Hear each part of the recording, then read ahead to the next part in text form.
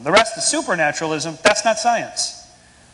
You can do that in religion if you want, but that's not science. As soon as you step out of that, you're not doing science anymore. The geological column, by the way, is quite real. In fact, it was laid down and discovered and described by creationists long before the century before Darwin.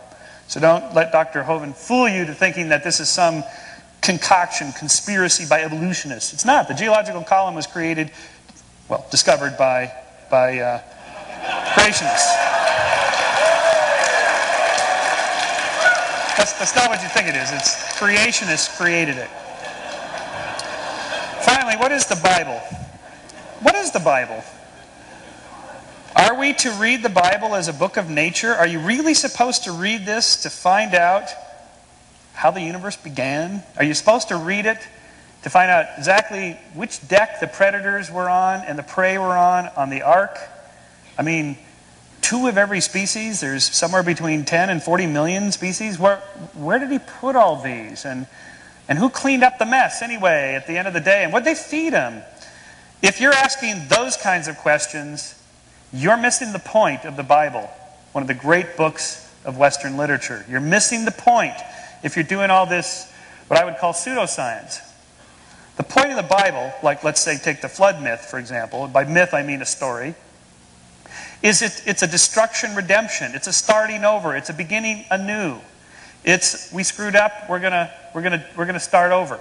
All the stories in the Bible are moral homilies and tales that tell that surely you don't want to take Deuteronomy and its admonitions to kill disobedient children. Surely you don't want to take that literally. Please tell me you don't take that literally. Or that adulterous women should be killed. Please tell me you don't take that literally. And if you don't, then you don't take the Bible literally. Al. Thank you.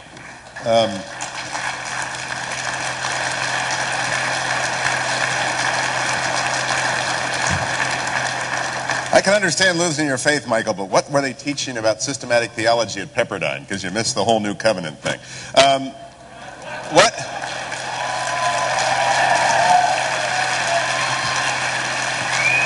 I have a question now. No. Moderator gets to break in here. What we're going to do is I'm going to give a question to each member of the panel. We're going to take a break. We're going to come back and allow you to recalibrate. But I didn't come all the way across from California not to ask questions. Michael, what did you say were the percentage of scientists who are believers in God? Did you say 70%? 40%. 4-0? 4-0. Okay. Yeah. I just didn't hear that, and I want to know that. Dr. Hovind, my question for you. What did Jesus say about this subject in the Gospels? Jesus said in Matthew 19:4 and in Mark 10:6 that the creation of Adam was the beginning. I believe that is literally true and scientifically accurate. And the implication for this conversation? These 2 guys are wrong. I'm right. But I scored Michael on his systematic theology, and again, I'll wager there are some here that would like a little expansion on that, because it does seem to me to be quick and not persuasive of someone who might be doubting your point of view. Of which part? What Jesus has to say about this, Adam, say it again, Doctor. Matthew 19:4, Mark 10:6, both are very clear. Jesus was talking about marriage and divorce, but he said, have you not read that he which made them in the beginning, at the beginning, made them male and female? The Bible says very clearly there was no death until Adam sinned. To claim there was death before sin, you now have a heresy. I was just asking about Jesus. So your proof text from Jesus I'm telling you. Yeah. Is that. Kyle, what does Jesus say about this debate? I'd have to hello? Testing. I'd have to be honest to say that I never really considered that passage in the context, and I'm really big on putting passages in the context. So rather than just drawing it out, I would have to say that I see the creation of man as the finish of the 6th creation. Just the lawyer and me just saying, just a question. Jesus is quiet on this subject?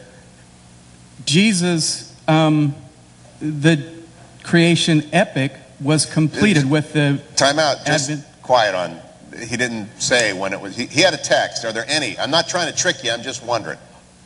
I thought you wanted me to comment on his text. No, just is there a phrase in the New Testament? Is there a question and answer? Is there a conversation with the Pharisees on this subject matter? None that I'm aware of. So, now my question to the 3 of you. With 40% of your colleagues, Michael, knowing something you don't know, and 1 verse from Matthew and no verses from the...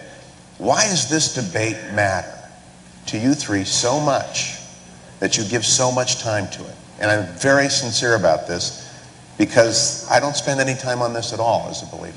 Dr. Kent. Okay. Well, you should see what Jesus said about lawyers. Yeah, I did.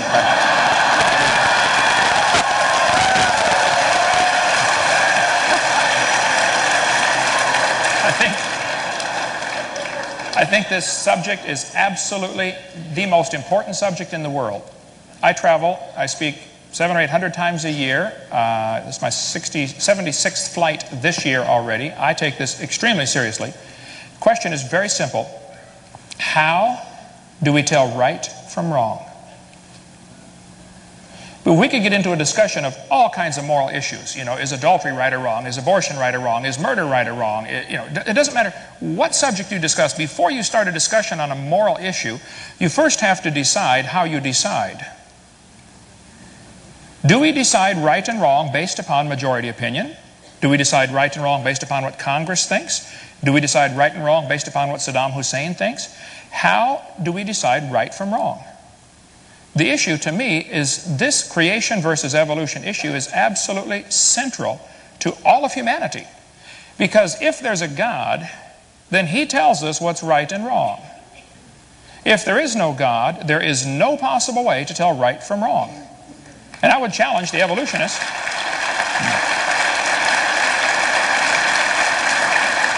So I've asked this question to hundreds of evolutionists, and I'll ask it again tonight.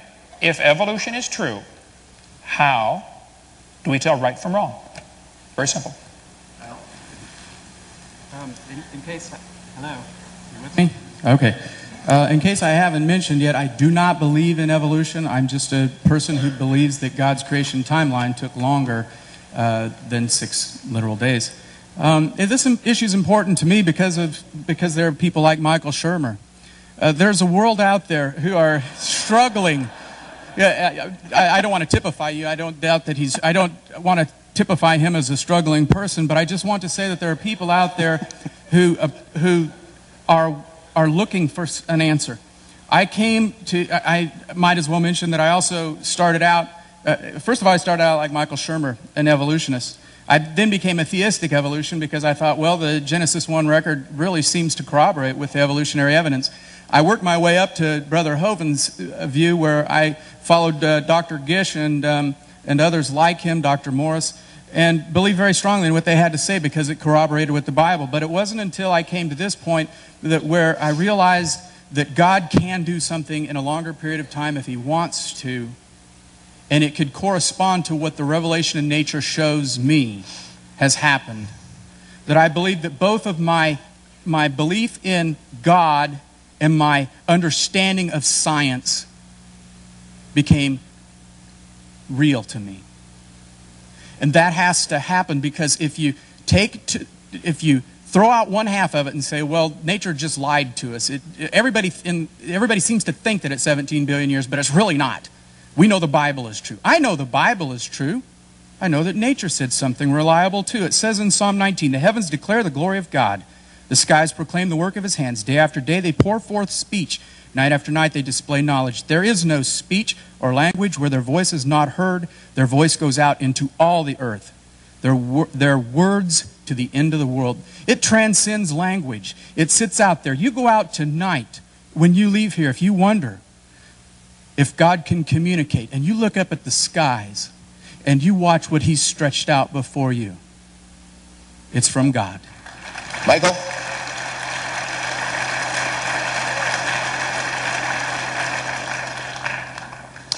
Well, I'm interested in the subject because what's not to be interested in? You'd have to be made of wood not to be interested in the question of where we came from. So in my books and here and so forth, it's an intellectual journey. I think the journey itself, the process of thinking for yourself and thinking it through and listening to all the different theories and opinions and so on, that's where the action is trying to figure it out yourself. And